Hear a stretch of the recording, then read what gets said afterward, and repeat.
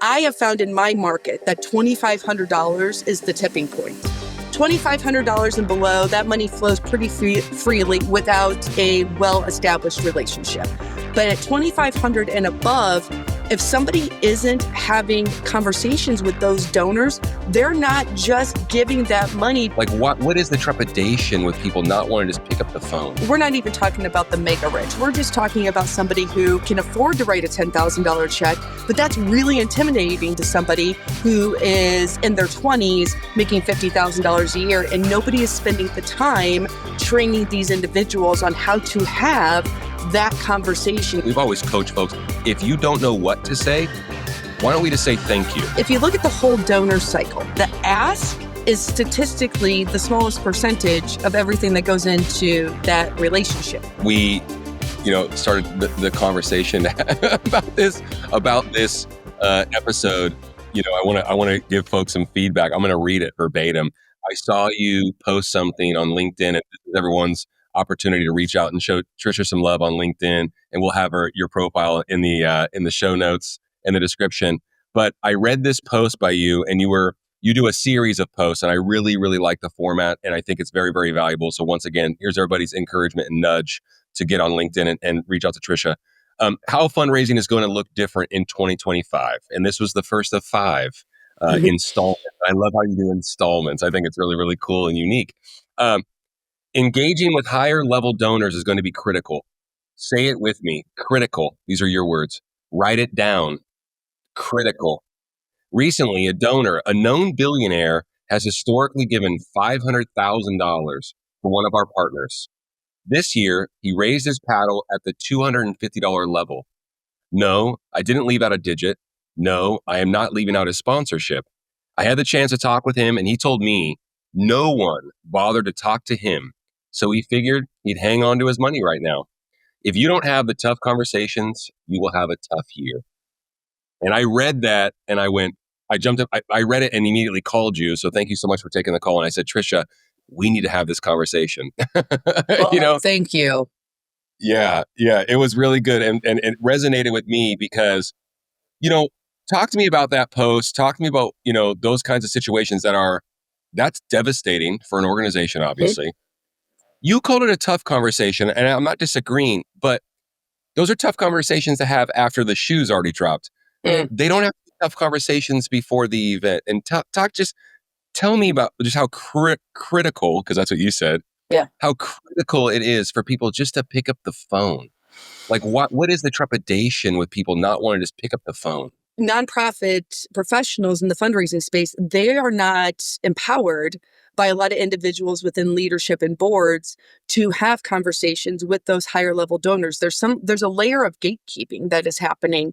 And that's really unhealthy to the overall longevity of the nonprofit, because if that individual with the relationship leaves, it leaves the organization. And so it's really about refocusing on the relationship with the organization and not necessarily the relationship just with one individual person. You need to have a couple of contacts in there, so when that one person moves on, the relationship isn't completely abandoned. And so that gatekeeping is a little bit scary to me. I think the second component is we in this country have a very messed up relationship with money. And we don't talk about it. We are not taught about it. And so then when you have a individual who's in the nonprofit space, and I'm just going to use Kansas City data because that's where I'm located, the average nonprofit professional is making around $50,000 a year. And they are now meant to go have a conversation with somebody. And we're not even talking about the mega rich. We're just talking about somebody who owns a small business and is pulling in $300,000 or $400,000 a year and can afford to write a $10,000 check. But that's really intimidating to somebody who is in their 20s making $50,000 a year, and nobody is spending the time training these individuals on how to have that conversation. And that is a big gap that is happening in the nonprofit space. And I have found in my market that $2,500 is the tipping point. $2,500 and below, that money flows pretty freely without a well-established relationship. But at $2,500 and above, if somebody isn't having conversations with those donors, they're not just giving that money because they feel a moral obligation or because they have too much laying around. Nobody's telling them, hey, you know what? That $5,000, let us show you what we did with your donations. And let me tell you about this project that I'm working on. And even if I can afford to give X amount of dollars to an organization, if nobody is telling me what you're going to do with it, why am I going to give you my money? Why? It's like when your kid comes to you and says, hey, Dad, can I get $50? What's your first question out of your mouth? Like, well, that's a lot of money. Yeah, it's a lot of money. What are you going to do with it? What do you need it for? Yeah, of Right? But course, you of do say course. that's a Yeah, lot of money. And then you say, yeah. well, what are you going to do with it? I project my own horrible relationship with money on my child. That's what I believe in. Well, and we all do. That Yeah, is the bigger component of this, though, as yeah, much as we can yeah, laugh about it. We want to know where our money's going. We want to yeah. make sure it's being put to good use. And you know what? Yes, email blasts are effective. Yes, posting that content on your social media is effective. And that's effective, again, for those $2,500 level donors and below. The big donors need a personal touch.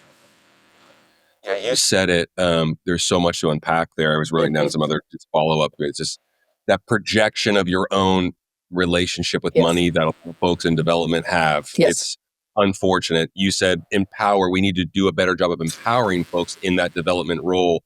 Absolutely. And the board member or CEO do not need to be the gatekeeper, Mhm. right? Or, Right. the big support. Absolutely not. That needs to be a shared experience with the entire organization. There is it's tragic what's happening, the misstep by so many organizations to not pick up the phone. Yeah.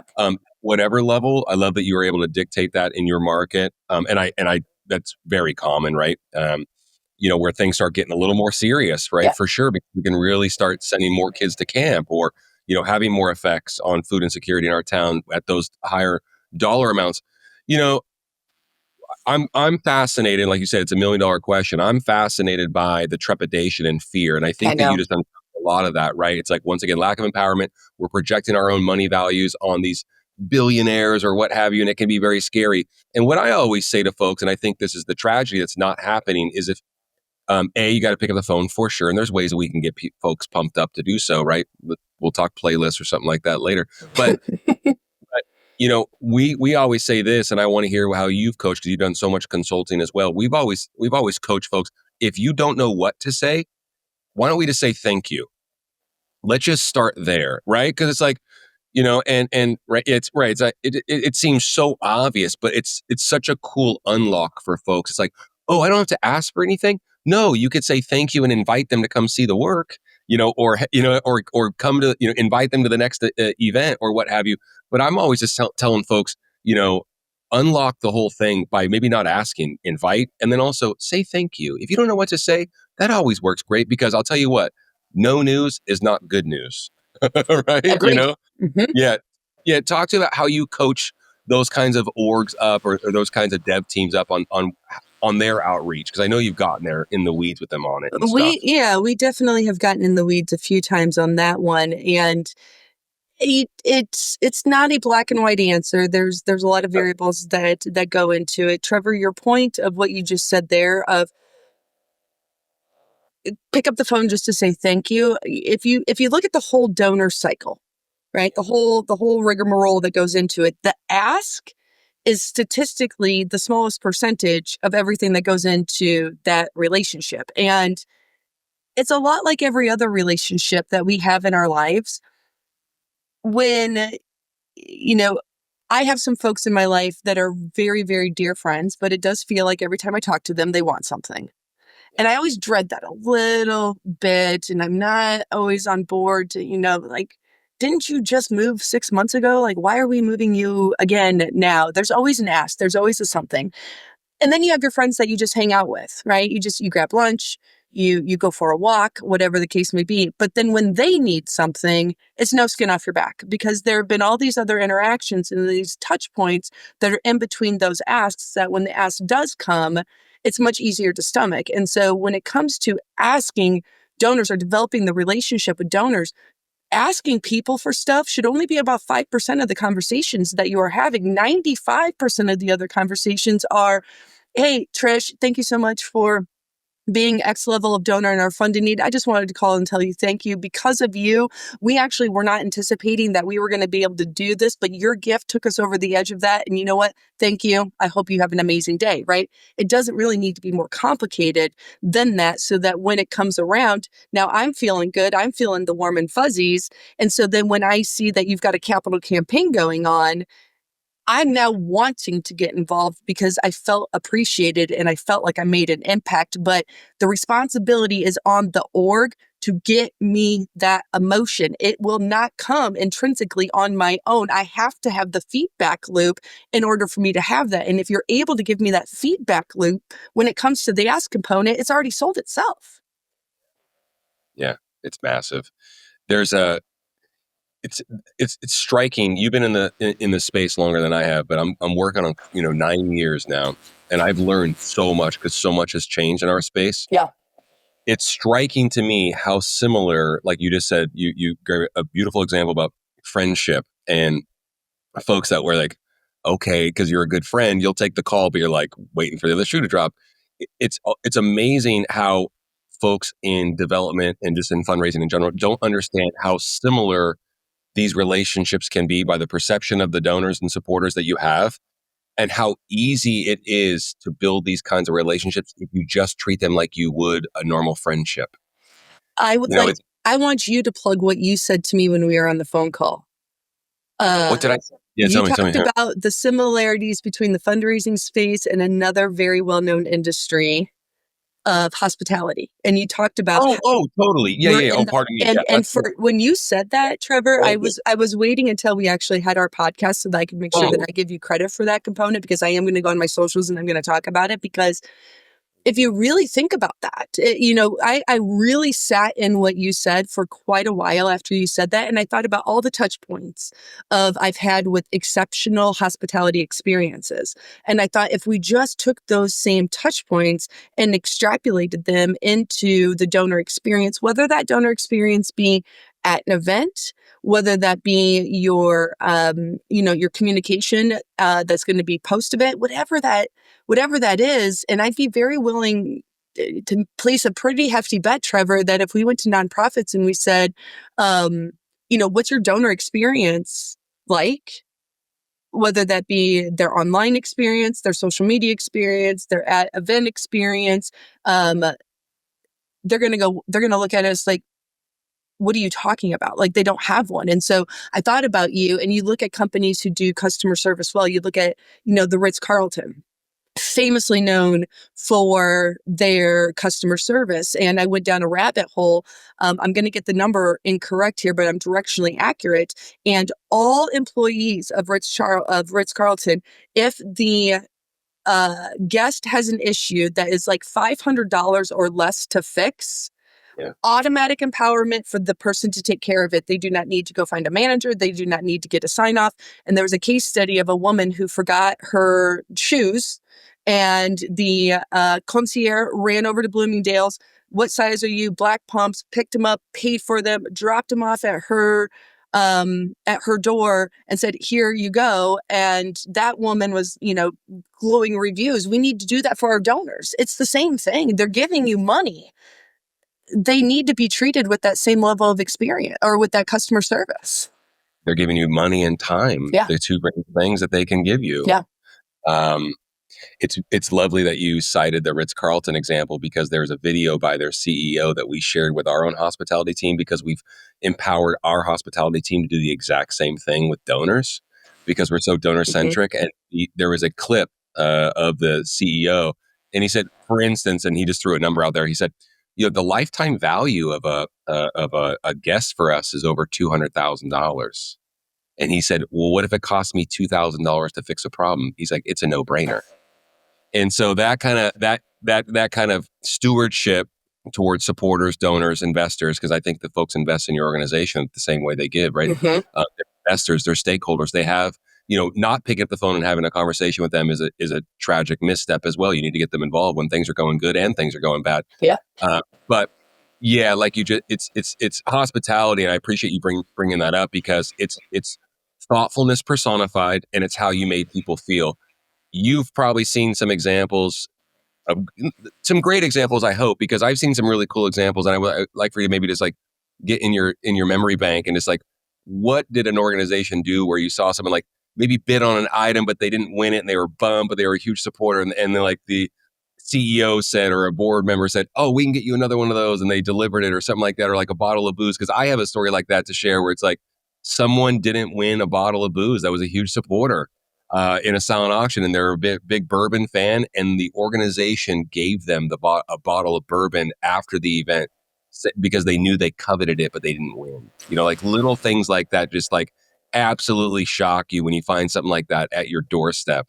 You know, or that kind of stuff is just it's too obvious to us, right? But that's a conversation that needs to keep on having because we need to implore organizations to act more hospitably. And once again, consider how they made people feel. Because I could even argue, Trisha, when you have that much riding on an organization, when you've written the check for $25,000 or $250 or whatever it might Yeah. be, they're just numbers to them. Folks have capacity. They're just numbers, but they're real people.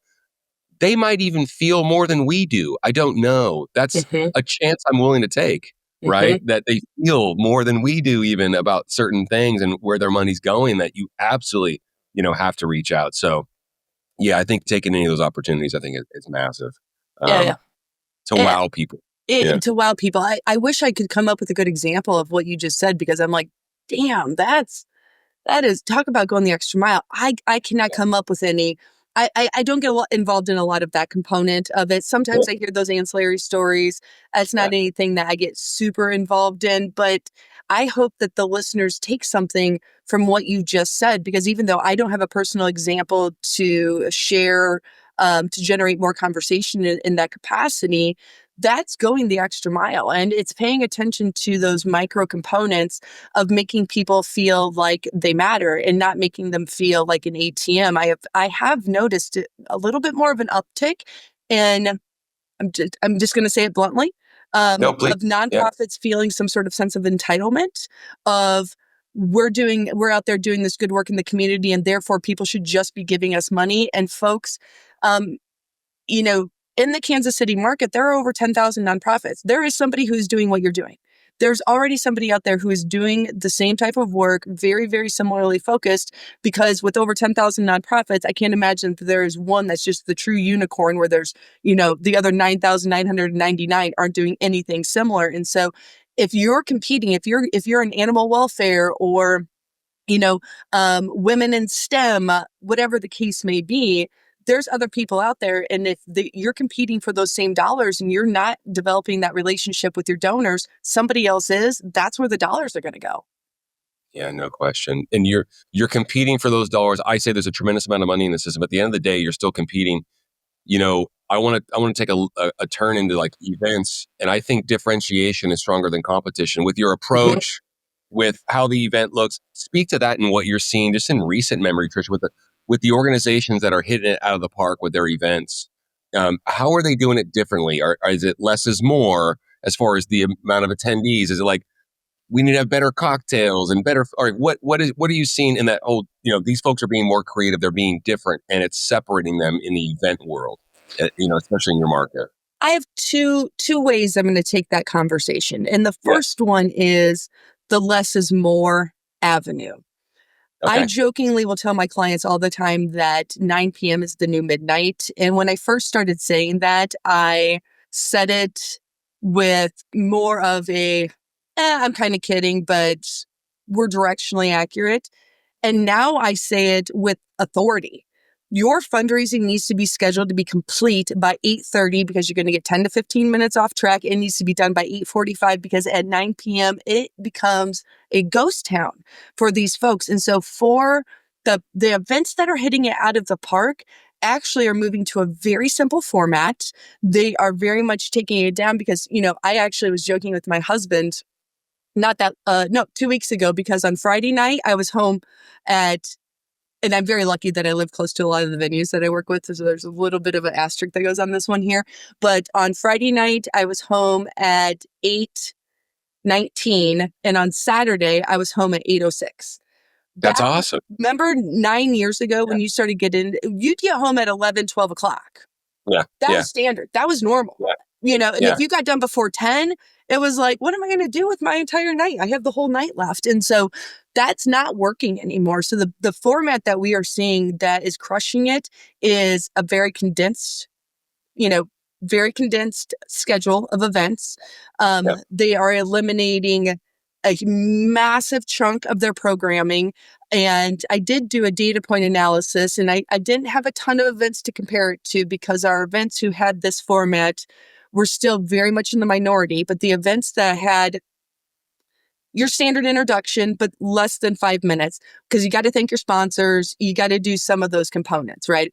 So the groups that pretty much stuck to thanking sponsors, sharing one impact story that then shared, here is what we did with your money from last year, and here's what we're going to do with your money in the upcoming year, stuck to the fundraising, the entire program, including live auction, the Fund a Need video / testimonial speaker, and the Fund a Need component of it, plus the thanking of sponsors and all that. And the events that were under an hour were financially the most successful.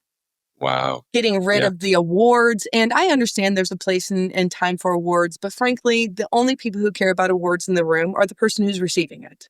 Let's be real about it. And so, Trevor, the simplification, it was huge. The next part of it, though, to expand on your question, the groups who are hitting it out of the park, we have seen a trend that has very much shifted from the black tie, red carpet, plated dinner, jazz band in the cocktail hour with a band at the end of it.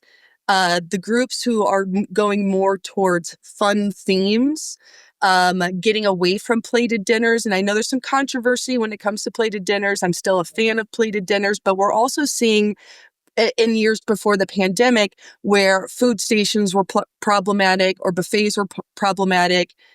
Those formats are working now. It doesn't have to just be the seated dinner. Now, I will advocate that everybody needs to have a place to put their rear end because we are, you were talking about psychology of behavior earlier.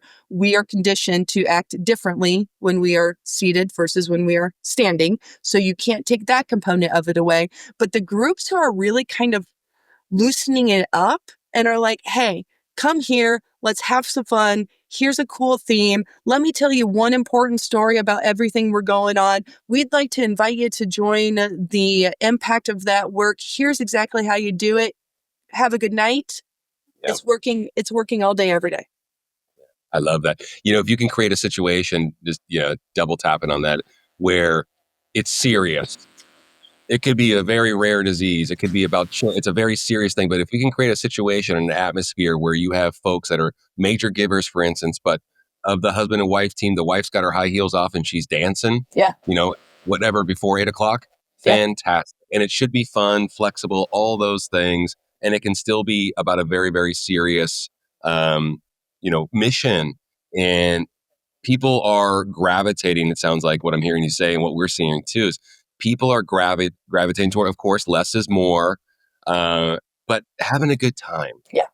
It's like there's a reason why they got dressed up, whether it didn't have to be to the nines or a black tie event, but that's every event's got its own uniqueness. But no, it's like people want to have a good time. They got the sitter.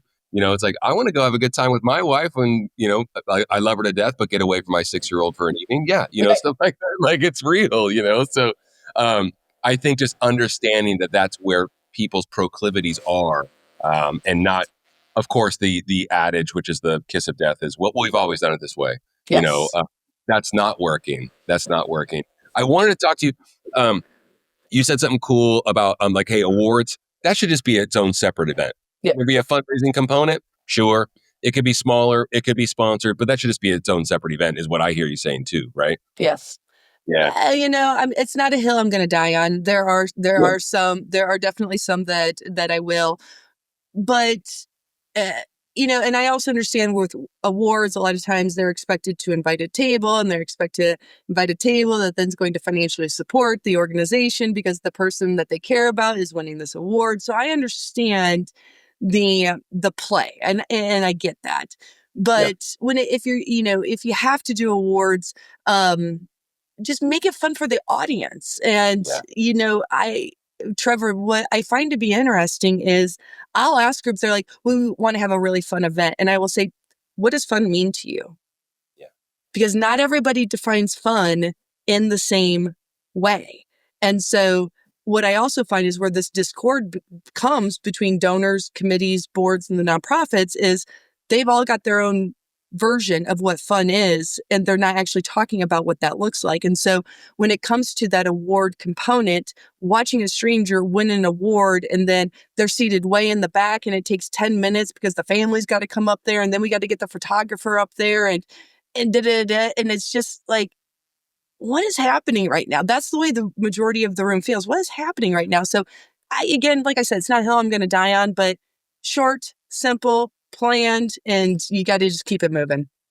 Yeah, I love it. No, I think it's so true. It's so indicative of what we're seeing. I think it's actually kind of awesome because I think less is more is always, efficiency is always better with about anything. But I'm not talking about cutting corners either. Yeah, you have to be very. It sounds, but that's actually an interesting statement too. It's like it sounds like the most successful organizations, the most successful events are being exceptionally focused and deliberate on timeline. How many? And I got some rapid fire questions for you. Like, how many live auction items are we going to have? When are we going to close down this? When are we going to serve, dessert? Like this and that, the other thing. So I think that's massive. I think it's super, super huge. I actually wanted to talk to you about that a little bit about just like timeline. And it's not popular for the trips and experiences people to say less is more in the live auction. But I think less is more in the live auction, for instance. And because you're an expert in the live auction space, what are you seeing? I'm not typecasting you. You don't have to, it's not forever. But, what are you seeing? Like, what's kind of a sweet spot with most of these events? It's like 3 to 5, 4 to 6. I'm assuming it's probably not 8 or more, and because you've seen so much of this timeline of live auction history, right? What are you seeing as far as the less is more credo there? Our average live auction length in 2024 ended up being 6.2 items in the live auction. Okay. And this is the analogy that I gave to our partners because I think that's still a little bit longer than in other parts of the country, in the Midwest. 20 minutes. That's 20 minutes of live auction. Yeah. It's a little bit longer than that. So, that's exactly, Trevor, you are going exactly where I'm going on this one. And so many of years ago, it was not uncommon to have a 20 to 30 item live auction again, and which is probably why we were there till 11 o'clock at night, like we were referencing. Seriously. Yeah. Now you're talking 3 minutes an item. You're talking 40 minutes maybe. That's not more, and so you look at, we as a culture, we swipe fast, and and because of that, our ability to pay attention for extended period of time has greatly diminished. And so our data for my team, by the time the package is introduced, folks, our next live auction package is an amazing trip to Belize. This is for you and 8 guests. Enjoy. By the time they read that, and then we auction it off, say sold, confirm the bid amount and the donor number 2 times. That is an average for me and my team, 3.5 minutes. So when you have 7 items, you are running somewhere around 25 minutes. And when you take a 30-minute sitcom and you put it on Netflix, sans the commercials, it's 24 minutes. Yeah. So what you have just done is you have just asked your donors who did not even know what they were coming to support, because again, their company bought the table and they're just there. You just asked them to sit through a sitcom that they have no idea what they're watching. And how fun is that experience? Now, that is a huge part of it, but that's why we find that 6 items, the ROI begins to greatly diminish, because a successful auction requires competition, which requires attention. And if you have lost those variables, your results are going to be reflected. And so why bore them to tears? Again, fun can also be described as, wow, that was done early. That was a lot of fun. We weren't there all night. How many times have you heard that statement? Wow, this was fun because we weren't here all night. And that's what the donors want. And so 6 items, Trevor, for a very long-winded answer to a very short. Feeling 6, and it could be less if they're impactful. Yeah, great. I love that. Yeah. Okay. Rapid fire. I'm going to hit you with a couple of questions. Okay. Fund a need before the live auction, after the live auction. Depends on timing of the event. I know that's a is a controversial one. For me, that's a hard one to rapid fire answer. Ultimately, the later the fundraising, the earlier the fund and need needs to go. Okay, cool, great answer. Fund a need. I'll frame it this way: live auction takes away from the fund a need. No, it does not. And what I have found, and I'm not a social scientist, so I know I'm not able to actually identify variables and have control groups and yada, yada, yada, is the average American does not have $1,000 to just give philanthropically. They don't. They have $1,000 to spend, but we are selfish creatures. And therefore, if I have $1,000 and I'm that average American, I want something in return. So we have found again about that 1,000 point, it does not take away, because I might have $5,000 to spend, but if I don't win that amazing trip to Belize because I got outbid, you're not getting my $5,000 because I'm still selfish. I still want to go to Belize. I'll give you the 500 that I was planning on giving because I was already planning on giving that. But no, you're not getting my money because I didn't win, because I still need that experience from somewhere if it's not you. I love it. That's great. Good. Best way. This is I think this is going to be a little bit longer of a response. Because we get asked this a lot, what's the greatest way that you've seen or how you coach your clients in getting pre-committed dollars for the fund and need? That's a good one. So I actually developed a letter, an email. Now, first and foremost, and they can use it. First and foremost, any big ask should always come in the form of a phone call. I personally believe that we rely way too much on email. Just as a general society, we are relying on it way too much. So number one is pick up the phone. Again, big gifts are not coming because your auctioneer is absolutely so amazing, especially in tough times. Now, do you get the surprise 2,500, 5,000, 10,000, whatever number it is? Yes, you do. But more likely than not, it is because of a pre-established relationship. So, empowering people to, again, how to make those asks. So I've developed a script that can either be adapted for email or for the telephone conversation that at least gives them a starting point on how to have the conversation. The next point is you got to involve your key leaders, your boards, and your committees. A lot of times, those are the individuals that have the relationships with those folks. And so it is being very, direct and empathetic, asking for what you want, being clear about it. Too many people I have found are they're scared of missing out, and so therefore they leave it so vague that now the responsibility is on the person who has received the message for me to intellectually figure out what the heck it is that you're asking me for, and I don't have the bandwidth to figure that out. So just being direct, being empathetic, and inviting them in to have a conversation. But when you're not securing those pre-gifts, especially in times that we're going to probably be facing for for the times that we are going to be facing when we do hit hard economic times, that is going to be even more critical because people hang on to their money when they're scared. People hang on to their money in times of uncertainty. And so because, we are going to be facing, at least for a period of time, that kind of economic uncertainty, it is getting back to making that direct ask, because if you don't, that money's just not going to come in. So you've got to coach your individuals at all levels. There's a lot of books out there on how to ask for money. There's a lot of podcasts out there on how to ask for money. There's probably a ton of TikTok videos out there on how to ask for money, but the big gifts are not going to come out of luck. They're just not. Yeah, you got to put the work in. I love that. We'll double tap on where to find that script. We'll put it in the show notes if just go to your website or what have you. So I'll have you explain that too before we close out for sure. Best 2025 best revenue enhancer, not called the live auction, the fund a need. Hey, I love the silent auction. I think we should I'm leading the movement to make the silent auction cool again. And if you don't agree, that's okay too. Because it ain't cool sometimes at some events. But no, best revenue enhancer. You have the microphone. You do games, last chance. You've done all these things. Like, what's the best revenue enhancer right now that an organization can consider using? I do love me a golden ticket. And that's why having a partner like HGA Fundraising is so incredibly handy, if you will, because you have those experiences.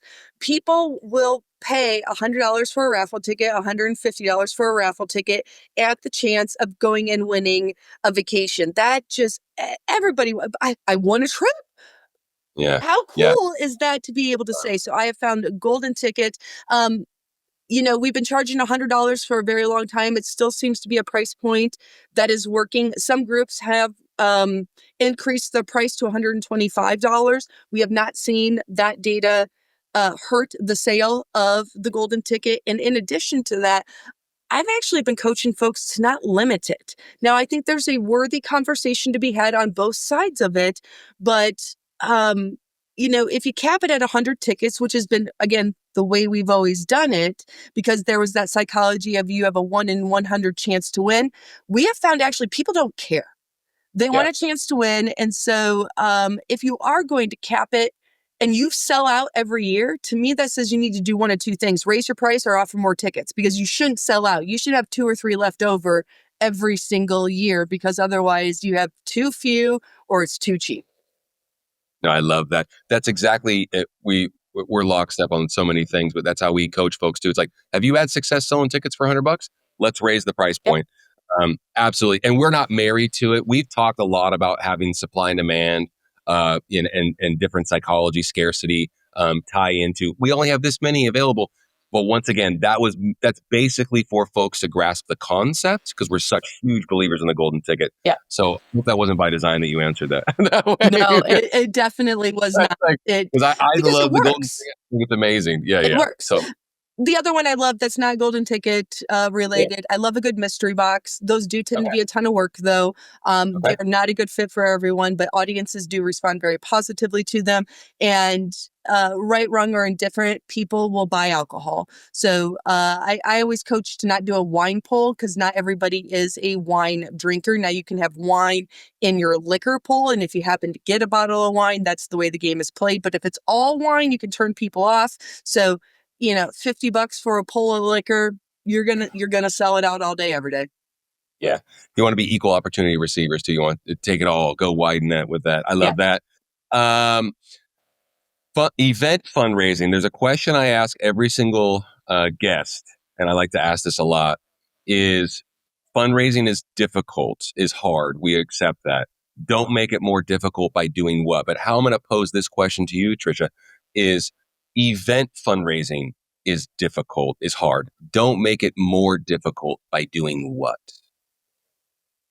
Springing surprises on your guests in terms of live auction items. No surprise. We tell folks no surprises. Yes. Oh, good. Embellish a little bit more on that and the psychology behind it. I just think donors just don't like surprise. I just Don't, don't. because Yeah. here's the thing for me, and you saw me buffer in real time there. Most people, when they're going to spend X number of dollars, and we're going to qualify that and quantify that as a larger level purchase. Yeah. I don't know that many people who are willing to spend $5,000 on a vacation when they've never, where there's one picture on a slide and that's it. That's all they've seen. How far away from the airport are we? Especially when you get into like Airbnb type of accommodations, what's the Yeah. bed situation? Are we bunk bed in this? Is there a twin bed situation? Is there a double bed situation? I mean, people don't spend large amounts of money until they feel, again, we go back to uncertainty. People do not like uncertainty. And so if you spring something on them in the moment, and it's supposed to be a high level financial decision, their brain has not had the time to process A, what is going on, or B, get the answers to the 1,000 questions that just came up in their head. And therefore, we'll see those results reflected in the live auction. And so it's always been very, very surprising to me. We really want to surprise them. Why? Surprise them with a bottle of champagne, or surprise them, but keeping that info behind. I had one group who wanted to surprise folks with a dog, and I'm like, you're asking somebody to make a 10 to 15-year commitment with zero forethought? Who's that fair to? It's Yeah. just a little bit Yeah. crazy. So I think it Yeah. hurts the more information. In my opinion, a prepared bidder is a higher bidder. So good. Wow, it's really good. Um, we're in the information age. We are. People don't want to be surprised. They just don't Yeah. want to be surprised. I love that. Yeah. A prepared bidder is a, Higher bidder. gosh, so good. Because that's what you see, Trevor, and you've probably seen this. They want to hold a trip back. They want it to be a surprise. And then it sells and somebody's like, wow, I just bid on it because it was such a good deal. And they're Yeah. okay taking the risk of spending some money to Yeah. get a good deal, because let's just arbitrary number. Let's say it's a $5,000 vacation that goes for $2,500, because people who can afford $5,000, they're not risking it. And so somebody's like, oh my gosh, I could never afford the $5,000 vacation. I'm willing to take the gamble at $2,000 because sounds nice enough. It just doesn't work. I love that. That's great feedback. So good. I had a question for you. Am I crazy? Am I crazy whenever I think of Kansas City? I think of my favorite barbecue that I've ever had in my life, and I think of Arthur Bryant's. Is that Ooh, weird of me? Think of no, that on the way it's in today. definitely not. That's what KC is known for. I know. It's like every time I think of Kansas City, I don't think of the Chiefs or anything like that. I think of Arthur Bryant's barbecue. So That's what I'd say. I'd say people would go barbecue, Chiefs, and Royals is probably our there you top go. three. But I do want to make a plug for my city, and one of the things I'm the most proud of is Yeah. that while people do think of barbecue, the Chiefs, and the Royals, I can't wait till they start saying the KC Current, which is our professional women's soccer team, because Kansas City has the only stadium in the entire world as of today that was built only for professional women's athletics. I was not aware of that. I think There that's you go. awesome. It is pretty Well, cool. cool. You'll be doing some fundraising for them at some point. I can definitely I see if hope you so. I hope have. so. Trisha Brauer, thank you so much. Taking bids, fundraising. Do everyone a favor. Tell folks where they can find you the easiest. Of course, I want them to reach out to you on LinkedIn, but can't thank you enough for your time. Tell folks where they can find you and find out more about you and your company, please. Yeah, the best way to find us is we have a website, but follow us on Instagram. It's Taking Bids Fundraising. I love to post content that is helpful to fundraising, and we do a lot of focusing of our content on the live auction component, the fund and need component. But I also like to share things that I hope you all find inspiring. You know, if you've been setting up your liquor pool the exact same way, I like to show pictures of how other people are doing it. Trevor has followed me. Tall centerpieces are my nemesis. I will post pictures of tall centerpieces and say, don't do this. But I would say definitely Instagram, LinkedIn. Me personally, Trisha Brauer is where I post all of my content there. And then our website is www.takingbidsfundraising.com. Awesome. Yeah, I can't thank you enough for taking the time.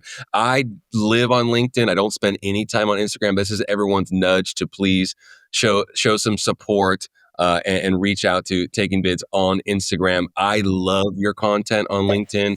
I've known you for a long time, but that was the impetus for this conversation. So I can't thank you enough. This is your invitation to come back again as well. And I can't thank you enough for taking the time. Like I said, thank you so much for spending time with the audience. I know they're going to get a ton of value out of this, Trisha. Really Well, appreciate you. and thank you for what you're doing. And I do want to thank you, Trevor, for what you do for the nonprofit world. There are no shortage of consignment companies out there. There are only a handful that I recommend to my partners, because I know that if there's a situation, you're going to make it right. And we know that there are a lot of consignment companies out there who do not live by that same code of ethics. And so you are a trusted partner. You are a phenomenal partner. And I also hope that the nonprofits who are listening make sure that they show some love back to you as well, because it takes all of us, and you are definitely doing your part to make sure nonprofits are having successful events. And so thank you as well.